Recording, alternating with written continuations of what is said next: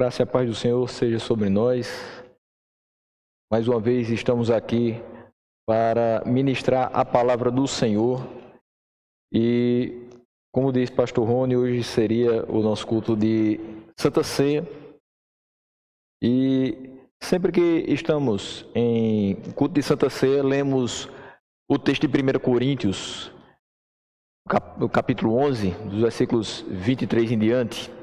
E ali vemos a necessidade de examinarmos a nós mesmos. E sendo assim, hoje, o Senhor me leva a comentar com os irmãos o Salmo 15. Quando nós nos examinamos a nós mesmos no momento da ceia, nós precisamos encontrar em nós algumas características que nos deixem, não vou dizer tranquilos, mas certos de que estamos caminhando bem com Cristo. E de que, de fato, Ele está vivendo em nós. E aqui esse Salmo 15, Davi vai falar a respeito das características de um cidadão dos céus. Ou seja, características que quando nós nos examinamos, precisamos encontrar em nós. E quero que você, nesse momento, abra a sua Bíblia no Salmo 15. São apenas 5 versículos. E estaremos observando esse texto nos próximos minutos. O Salmo 15 nos diz o seguinte: quem, Senhor, habitará no teu tabernáculo? Quem há de morar no teu santo monte? O que vive com integridade e pratica a justiça e de coração fala a verdade. O que não difama com sua língua, não faz mal ao próximo, nem lança injúria contra o seu vizinho. O que a seus olhos tem por desprezível ao réprobo, mas honra aos que temem ao Senhor. O que jura com dano próprio e não se retrata. O que não empresta o seu dinheiro com usura, nem aceita suborno contra o inocente. Quem deste modo procede, não será jamais abalado. Quero, mais uma vez, orar com cada um dos irmãos. Pedir que o Senhor nos oriente nessa exposição do Salmo 15. Senhor Deus, queremos te agradecer pela oportunidade de estarmos aqui mais uma vez a compartilhar a tua palavra. E, Senhor, te pedir que o teu Santo Espírito nos oriente e nos guie durante toda esta exposição. Possamos extrair preciosas lições e que tudo que venha a ser tratado aqui possa servir não somente para a nossa edificação, não somente para a nossa alimentação, mas principalmente para te glorificar. Dá-nos esse prazer nesta noite de meditar na tua palavra e de trabalhar em prol da tua obra e da tua glória. Assim te oramos no nome de Jesus. Amém. Davi aqui, meus irmãos, descreve as qualificações éticas para viver em comunhão com o Senhor. E como não ser complicado falar de ética, como não mexer com alguns milindres quando nós estamos falando de ética. Não só pela época que nós vivemos, mas todo ser humano precisa ter um comportamento ético, mas nem sempre o tem. E por isso Davi aqui descreve qualificações éticas para que você possa viver em comunhão com o Senhor, ou seja, qualificações que você com elas agradará ao Senhor. E ele enfoca aqui os requisitos para o homem se aproximar da santa presença de Deus no santuário. E esses requisitos, no versículo 1, nós vamos ver essa pergunta, as duas perguntas que ele faz, a respeito de requisitos para ser membro da igreja na terra e no céu. Os irmãos sabem que quando nós nos achegamos à igreja do Senhor, isso evidencia muito em nós de que nós já fomos atraídos por Deus para sermos parte da sua igreja universal. Mas o fazer parte de uma igreja local também é necessário. Nós somos alimentados pela igreja local, nós somos edificados pela igreja local, nós vivemos a nossa vida cristã a partir dos preceitos passados pela igreja local, e isso nos evidencia para a sociedade em si e para aqueles que caminham conosco a grande corrida cristã, que nós fazemos parte também de uma igreja universal. Quando nós somos batizados, o maior presente que recebemos é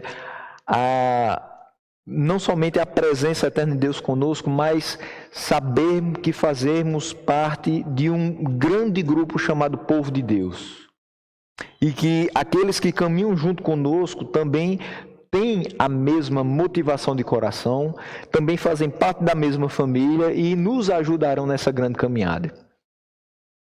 Por isso, é importante nós percebermos quais são os requisitos para fazer parte dessa grande família que caminhará junta, não somente aqui na terra, mas também no céu. E isso é um assunto para autocrítica. No momento que nós estivermos aqui vendo essas características, eu não tenho a intenção de que você pense se algumas pessoas olham isso em você. Mas a minha intenção é, você enxerga isso dentro de você? Eu enxergo isso dentro de mim? É uma autocrítica. Ter essas características aqui não vão fazer com que você seja louvado. Muitas vezes, pelo contrário. Você sofrerá alguns reveses na sua vida por conta das más interpretações, das perseguições, enfim, de pessoas que não são exatamente como o cidadão dos céus. Pessoas que não vivem de acordo com a palavra de Deus, que não buscam a aprovação de Deus para as suas vidas. E ser assim é ser diferente. É não ser aceito por determinados grupos, mas é trilhar o melhor dos caminhos. Então, nessa autocrítica, que a gente seja muito sincero e que, ao final de tudo, a gente possa ter também a felicidade de saber que está com todo esforço e com todas as limitações fazendo o que Deus nos chamou a fazer. Quem, Senhor, habitará no teu tabernáculo? Quem? Tabernáculo, literalmente uma tenda. Antes do templo ser construído, a habitação de Deus para com seu povo era uma tenda. Quem habitará a tenda do Senhor? Quem habitará o lugar onde o Senhor se faz presente? Quem estará ao lado do Senhor? Quem estará caminhando com o Senhor? Quem é digno de estar ali? Nos versículos 2 a 5, nós vamos ver 10 requisitos para entrar nesta tenda. 10 requisitos para habitar no tabernáculo do Senhor. Eu convido você a, junto comigo, refletir se nós temos demonstrado esses requisitos na nossa vida. E se temos vivido, enquanto membros da igreja terrena, como verdadeiros cidadãos dos céus. Nós continuamos aqui, somos limitados por esse corpo físico, mas não podemos viver segundo as limitações do nosso corpo físico. Por quê? Porque, de fato, se somos salvos por Deus, se somos cidadãos dos céus, a nossa pátria não está aqui. Os nossos objetivos não podem ser para o aqui e o agora. Devemos sempre pensar no futuro, pensar na eternidade. Então, comecemos com a noção de que somente aqueles que são transformados pela graça herdarão o reino de Deus. Então, quando ele diz, quem há de morar no teu santo monte? Sempre que nós estamos meditando em alguns dos salmos, nós temos feito referência ao Monte Santo do Senhor. Então, o Monte Sião tinha sido escolhido por Deus para ali fazer morada e ali ter um momento de comunhão com o seu povo. Quem há de morar no santo monte do Senhor? Quem há de receber da presença do Senhor, sentir a sua presença ali? Somente aqueles que foram transformados pela graça. Ou seja, esses requisitos que nós vamos ver a partir do versículo 2 até o versículo 5, não são fruto do nosso esforço. não são fruto da nossa própria natureza. É óbvio que nós temos que trabalhar em cima dessas características para sempre estarmos fazendo o que é a vontade de Deus. Mas o que eu quero chamar a atenção é que é tudo fruto da graça. Se não fosse pela graça de Deus, nós não seríamos o que hoje nós somos. E olha que hoje nós ainda não somos exatamente o que Ele requer de nós. Porque se nós fizermos essa autoavaliação, certamente encontraremos em nós algumas características, talvez várias, do velho homem. Aquele que nós éramos antes de sermos alvo da graça do Senhor. Mas vamos ter isso em mente durante os próximos versículos, observando cada uma das expressões e cada um dos requisitos. Tudo isso, o que nos possibilita ser caracterizados como cidadãos dos céus, que herdarão o reino de Deus, tudo isso é obra da graça do Senhor. A transformação promovida pela graça do Senhor é que vai evidenciar em mim e em você esses requisitos. Primeiro deles, no versículo 2, ele diz: o que vive com integridade. O segundo, o que pratica a justiça. E o terceiro, o que de coração fala a verdade. Os três primeiros requisitos são positivos no versículo 2. São coisas que nós devemos fazer, nós precisamos demonstrar. Primeiro, o viver com integridade. Quando a gente olha para essa palavra íntegro, para esse adjetivo, nós necessariamente precisamos fazer uma viagem no tempo e olhar lá para Abrão e Sarai, antes da troca dos nomes. Abrão e Sarai queriam muito que deles surgisse uma descendência. E se você estiver ali entre Gênesis 12 e 17, você vai perceber que Deus chama Abrão, lhe faz promessas, mas o homem Abrão e a mulher Sarai não estão ainda totalmente em consonância com a promessa do Senhor, de esperar para que aquilo que ele determinou aconteça. Sabe quando você faz um pedido a Deus e que você quer de imediato? Acho que isso sempre acontece com a gente. A gente pede coisas ao Senhor e diz: Senhor, mas eu quero agora, eu estou precisando agora. Nós somos, por natureza, imediatistas, mas também por natureza pecadores. E o nosso imediatismo nos faz ser ainda mais pecadores. Por quê? Porque não seguimos as diretrizes do Senhor, mas seguimos o nosso próprio entendimento. Deus não precisa da nossa ajuda, da nossa mãozinha, da nossa forcinha para que as coisas aconteçam. Tudo por Ele está determinado e no tempo certo. Ele não tarda e Ele não falha. Em Gênesis 17, versículo 1, essa palavra íntegro vai aparecer depois de tentativas de Abrão e de Sarai de obter a descendência prometida por meio de uma mãe substituta. Você que lê, medita na palavra do Senhor, sabe muito bem o que aconteceu. Por conta dessa pressa de Abrão e de Sarai, o que acontece depois que Abrão se liga a Agar? Não é simplesmente uma relação. Não é simplesmente um filho que é gerado, Ismael. É toda uma descendência que implica em um choque com a sua outra descendência. Aquela que vai surgir, sim, dele com a sua legítima esposa. Deus aparece então a Abrão. E o Senhor torna claro a ele que só cumpriria os benefícios prometidos, segundo a aliança, se ele fosse servo fiel e obediente. Abrão, as promessas estão, sim, na sua posse. Porém, elas só se concretizarão se você for obediente e fiel ao que eu disse. Então, a fé de Abrão devia ser acompanhada pela obediência É isso que nós vemos, por exemplo, em Romanos 1, versículo 5. A obediência que vem pela fé. Então, Abrão, você precisa ser íntegro. Você não tem fé em mim? Então você precisa demonstrar essa fé através da sua obediência. Nós precisamos viver com integridade. O que demonstrará essa integridade aos olhos do Senhor? A nossa obediência a Ele.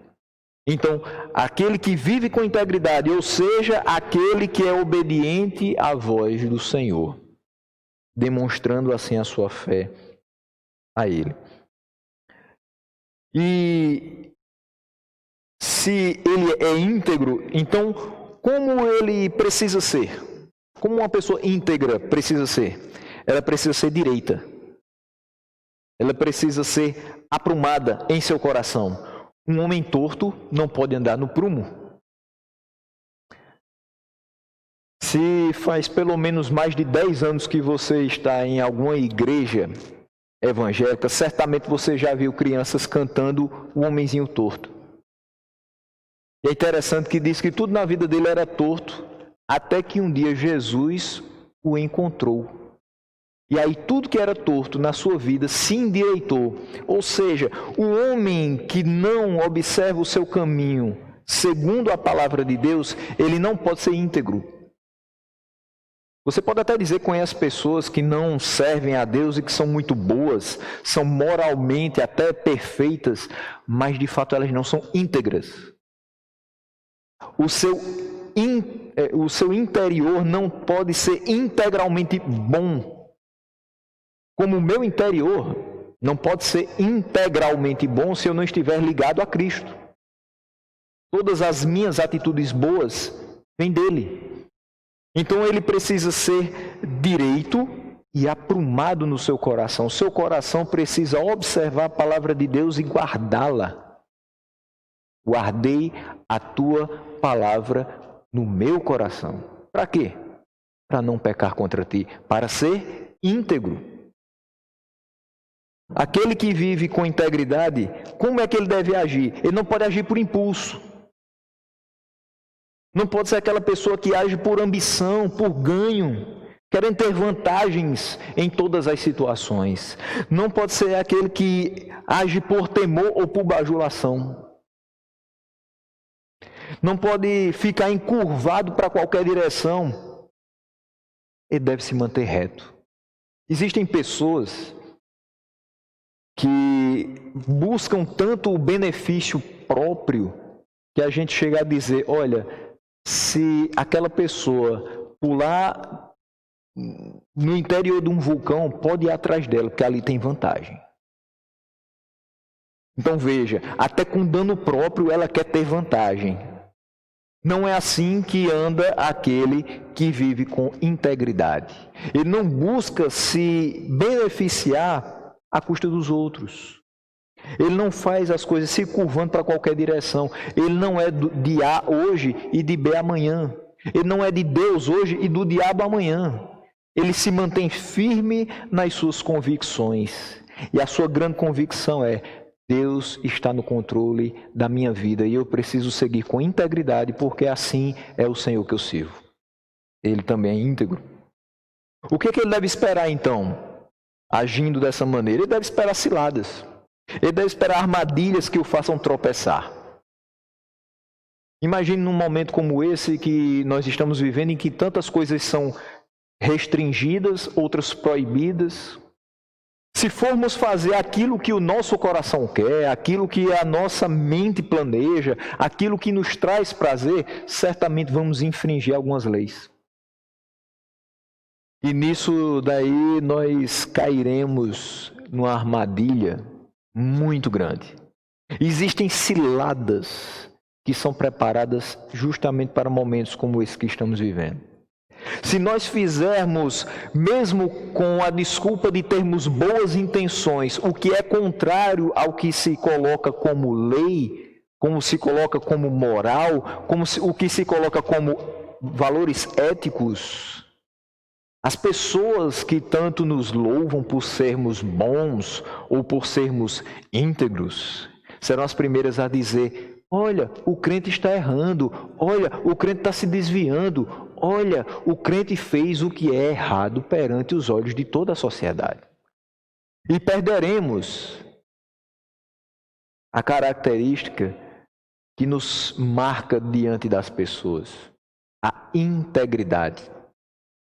Porque tropeçamos nas armadilhas, nas ciladas. Para que a gente não caia nessas armadilhas ou nessas ciladas, onde devemos andar? No caminho do dever, no caminho do correto, o único em que pode andar em boa postura.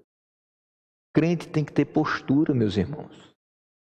Crente tem que ter um posicionamento que não o coloque nesses emaranhados, nessas armadilhas, nessas ciladas. Pelo contrário, fuja sempre da aparência do mal. E busque do Senhor a capacitação para que o seu caminhar seja cada dia mais reto. Para onde deve olhar então esse que vive com integridade? Para cima. Diretamente para cima. E então ele será reto.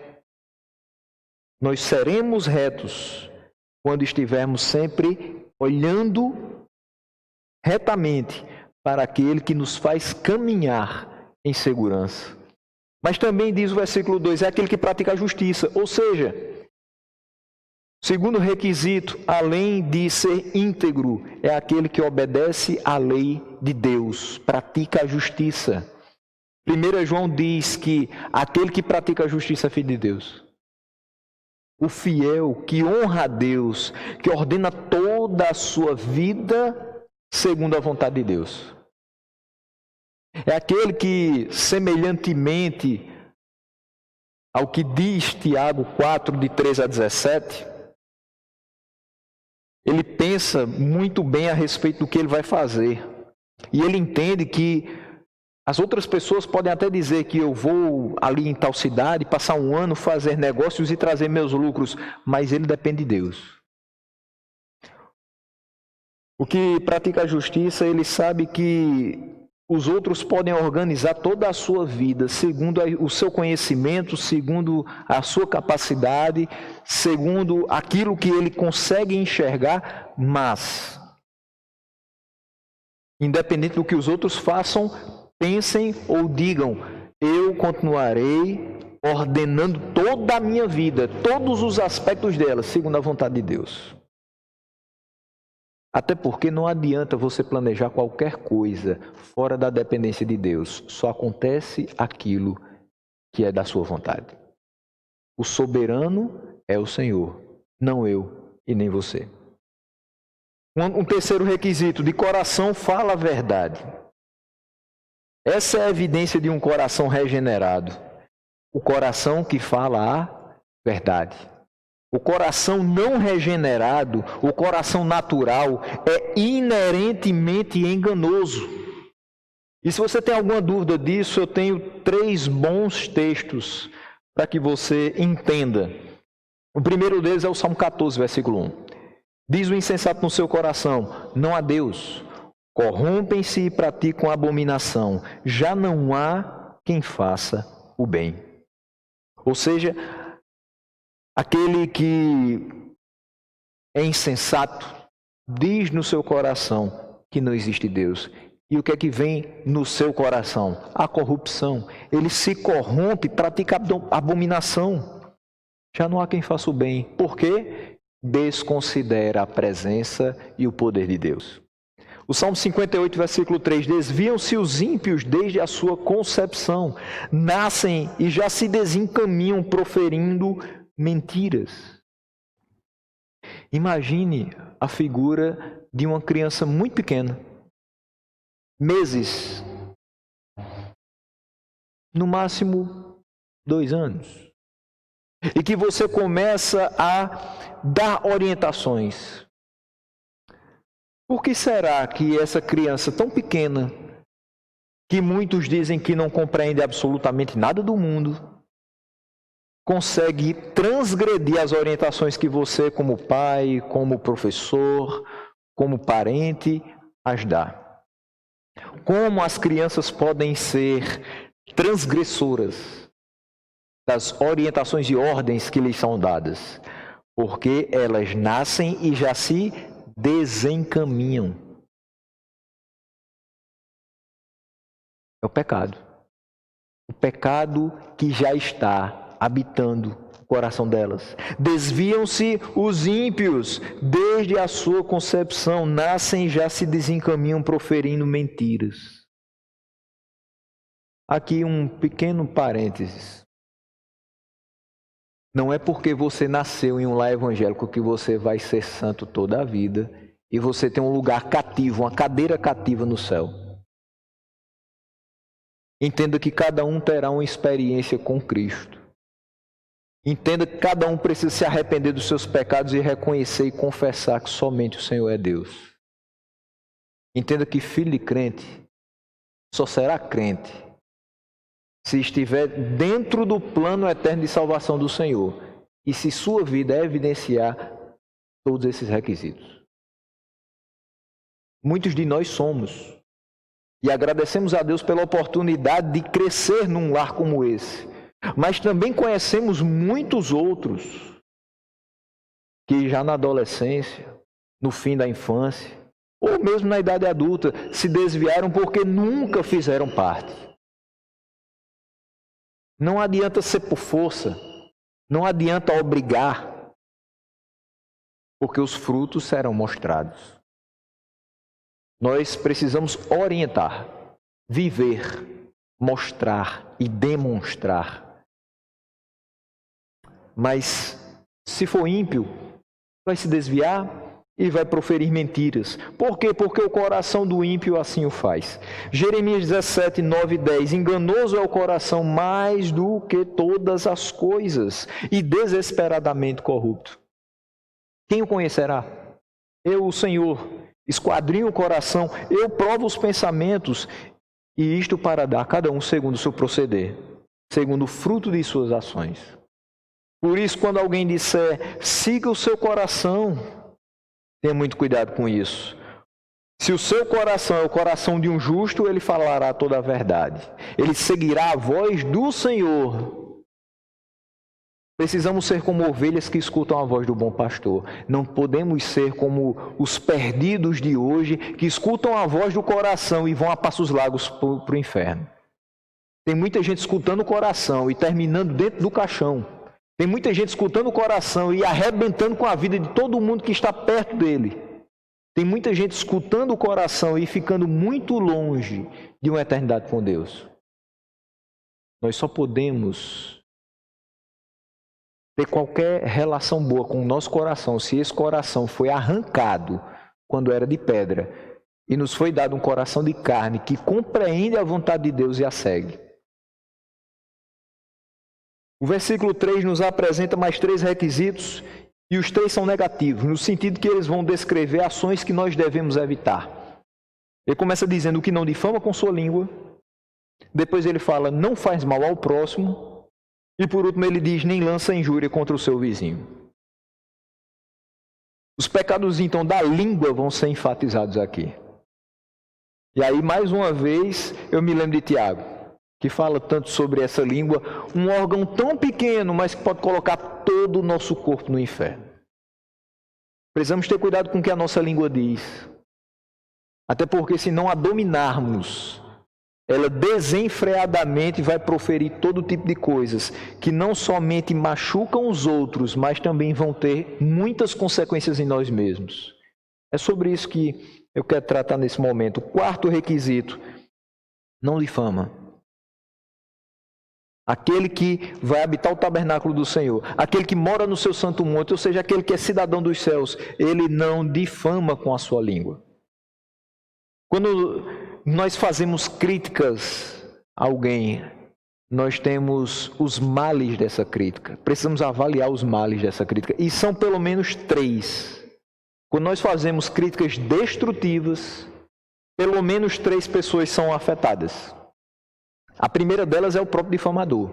Então, se eu proferir esse tipo de crítica, eu sou o difamador e eu sou o primeiro que sou afetado com isso.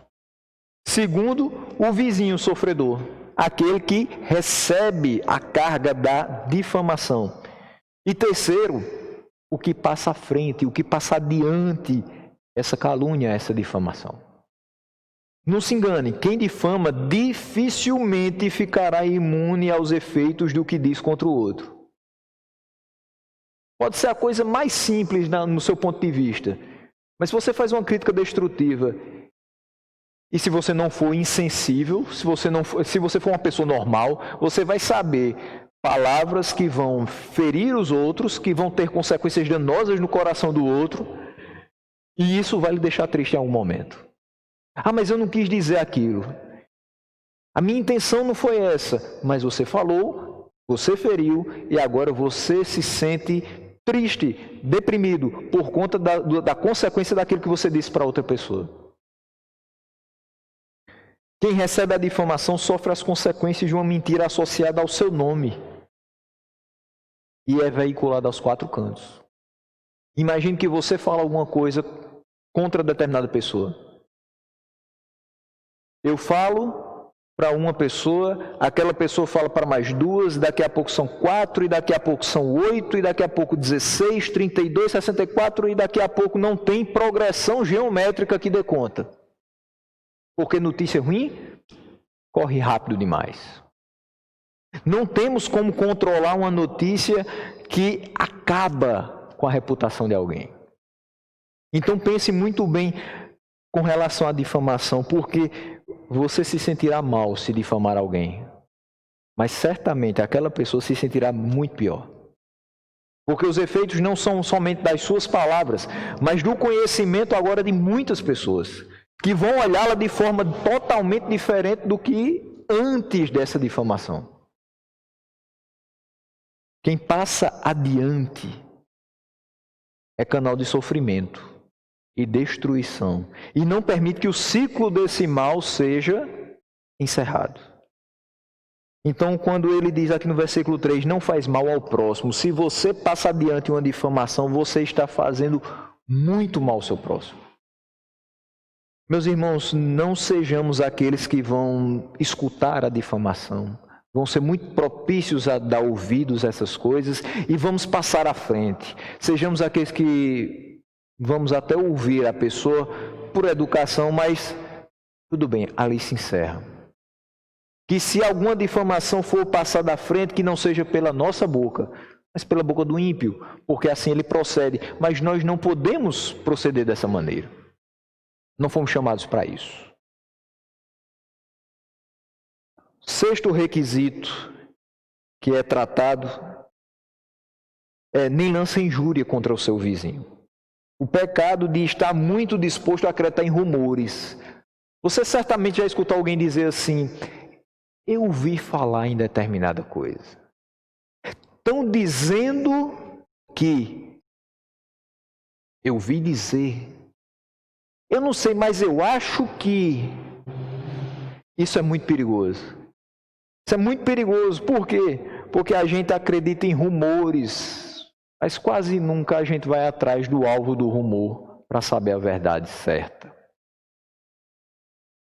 Tenhamos muito cuidado com o que nós ouvimos, com o que nós lemos, mas principalmente com a forma como nós interpretamos determinadas notícias a respeito das outras pessoas.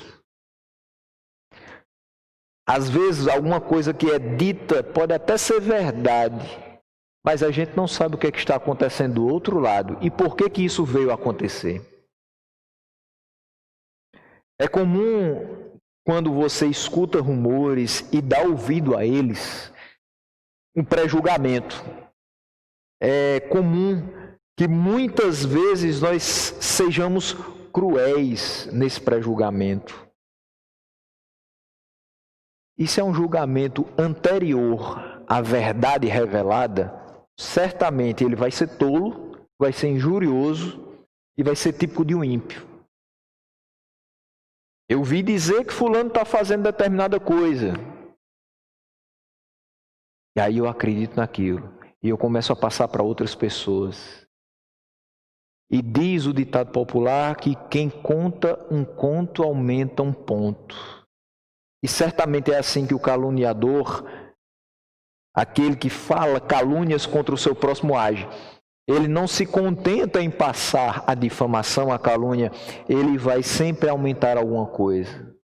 E o que escuta novamente, e assim vai como aquela brincadeira do telefone sem fio, que o primeiro passou a mensagem correta, mas o último não pegou nenhuma letra da mensagem original. E o problema não é somente o passar da mensagem, o problema é o passar do sofrimento de boca em boca. Quando você lança injúria contra o seu próximo, você está fazendo todo o mal contra ele. Aquele que, de fato, é cidadão dos céus, não se envolve com nada disso. Há um sétimo requisito, no versículo 4, que diz: o que aos seus olhos tem por desprezível ao réprobo, mas honra aos que temem o Senhor. Aquele que vê o ímpio como alguém vil por suas atitudes. Aquele vai ser definido como uma pessoa que não teme ao Senhor. Eu não vou olhar para o ímpio e vou elencar todas as suas qualidades e dizer, olha, ele nem serve ao Senhor, mas ele é tão bom.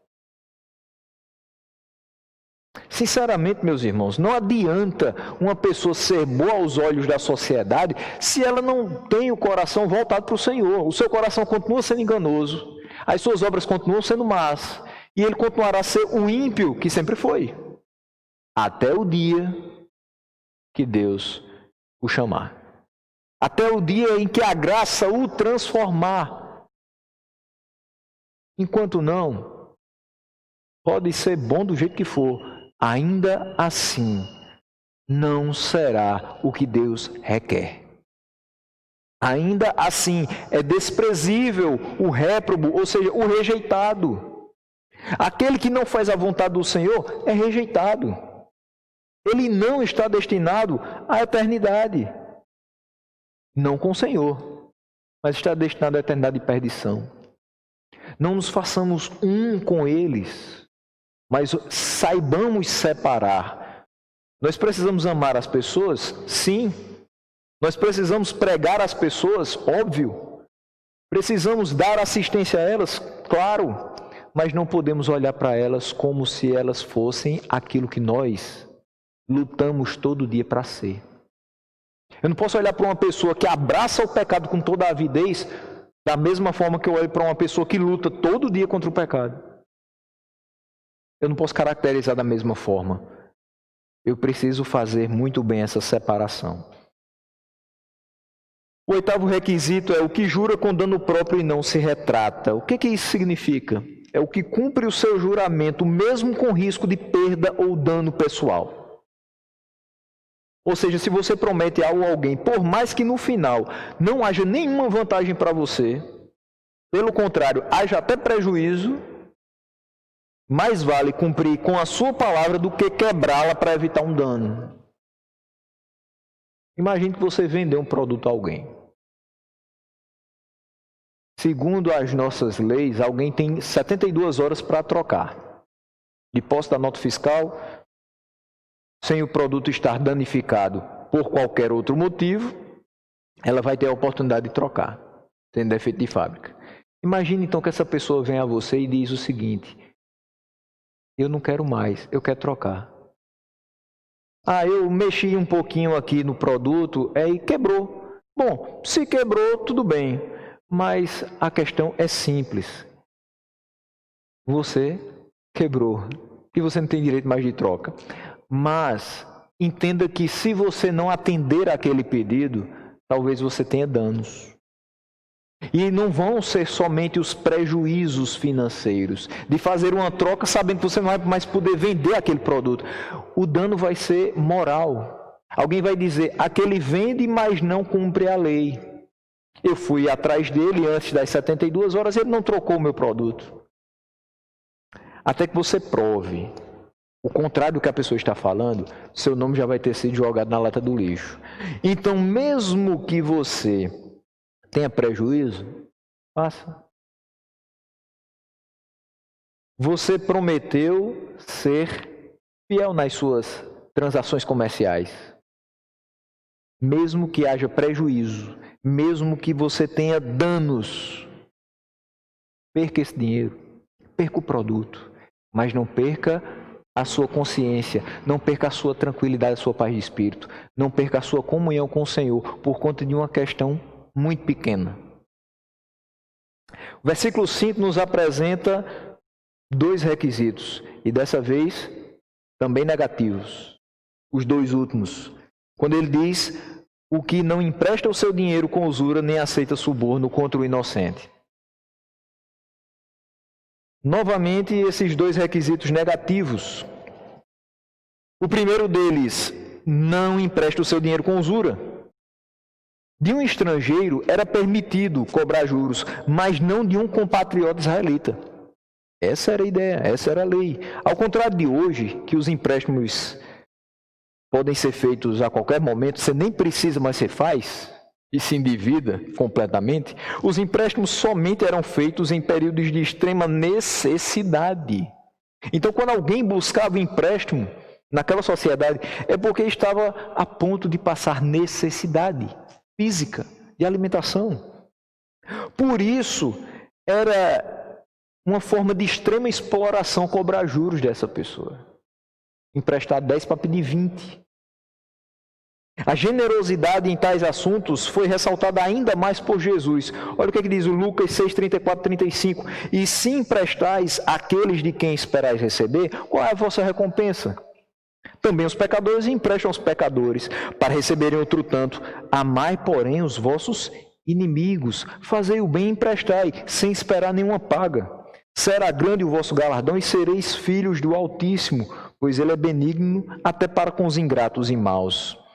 Mas entendamos aqui que a ideia passada por Jesus não é de que nós emprestemos a maus pagadores. Não é aquela pessoa que você sabe que não vai pagar de jeito nenhum e ela até tem condição de pagar. Certo? Não é esquecer as dívidas que os maus pagadores contraíram conosco. A generosidade no sentido que Cristo quer colocar aqui é no sentido de socorrer ao que necessita, sem esperar que ele nos pague de volta todo esse auxílio. Alguém bater na sua porta e dizer: eu preciso de 50 reais para fazer uma feira. E você não ficar cobrando essa pessoa até o dia que ela voltar e lhe der os 50 reais ou mais do que isso. Porque foi por uma grande necessidade. E o versículo 10, e o requisito 10 no versículo 5 é: e nem aceita suborno contra o inocente. Aceitar suborno contra o inocente é igualmente cruel, algo que nem deve fazer parte do caráter do cristão. O texto vai ser encerrado aqui com o salmista Davi nos garantindo que quem assim procede jamais será abalado. E aqui eu trago 2 rápidas aplicações para que a gente feche a meditação dessa noite. Embora o fundamento da nossa salvação seja a obra consumada de Jesus Cristo, a evidência da nossa fé nele é uma vida de bondade e de santidade. Não dá para dizer que é salvo por Cristo e não ser bom e não procurar viver em bondade e em santidade. Eu não conheço esse que é justo, que é salvo, mas não é santo. Não dá para conciliar as 2 coisas. É certo e bom que nós nos sujeitemos ao autoexame para discernir marcas da graça e alcançarmos uma boa medida de segurança de que nós herdaremos a vida eterna. A primeira questão que me dá certeza de vida eterna, o sacrifício de Cristo. A segunda questão que me dá certeza de vida eterna, eu tenho uma vida de santidade. Eu busco viver essa vida segundo a palavra do Senhor. E nessa noite nós precisamos examinar a nossa vida em busca de evidências de uma fé verdadeira. E quais são essas evidências? É uma vida de integridade. É uma vida de justiça, obedecendo às leis de Deus. Honestidade, sinceridade de coração, empenho para não causar dano a outras pessoas por meio de palavras ou ações, rejeitar os ímpios e honrar aqueles que temem a Deus, sem enganar ou explorar as pessoas. A segunda aplicação, que o homem descrito nesse salmo é preeminentemente o Filho de Deus. Quem possui esses 10 requisitos sem errar nenhum, sem falhar em nenhum, é simplesmente Jesus Cristo. Ele viveu em pura e sincera justiça, suportando muitas calúnias, mas sempre falando a verdade em amor. 1 Pedro 2,23, pois ele, quando ultrajado, não revidava com ultraje, quando maltratado, não fazia ameaças, mas entregava-se àquele que julga retamente. Em vez de explorar os outros, ele se tornou pobre para que pudesse se tornar rico para sempre. 2 Coríntios 8:9, pois conheceis a graça de nosso Senhor Jesus Cristo, que sendo rico, se fez pobre por amor de vós, para que, pela sua pobreza, vos tornasseis ricos. Ele reina na Sião celestial de Deus, e o Pai expressa o seu prazer infindável na vida e na morte obediente de seu Filho. Filipenses 2:8 e 9. A si mesmo se humilhou, tornando-se obediente até a morte, e a morte de cruz. Pelo que também Deus o exaltou sobremaneira, e lhe deu o nome que está acima de todo nome. Se esse texto revela a Cristo, e as características do verdadeiro cristão são as mesmas dele, como poderemos obtê-las? Aqueles que estão unidos a Cristo pela fé são justificados por sua justiça e santificados pelo Espírito para se tornarem semelhantes a Ele. Que Deus nos abençoe e que nos capacite dia após dia a sermos mais parecidos com o seu amado Filho.